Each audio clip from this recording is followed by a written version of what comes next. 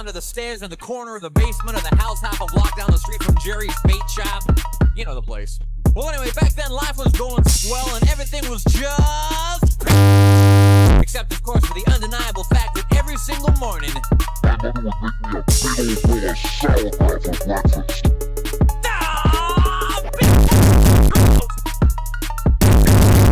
It was driving me crazy. I said to my mom, I said, "Hey, Mom, what's up with all the..."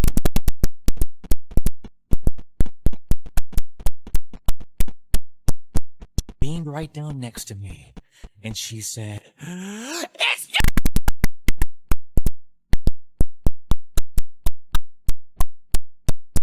Until I was 26 and a half years old.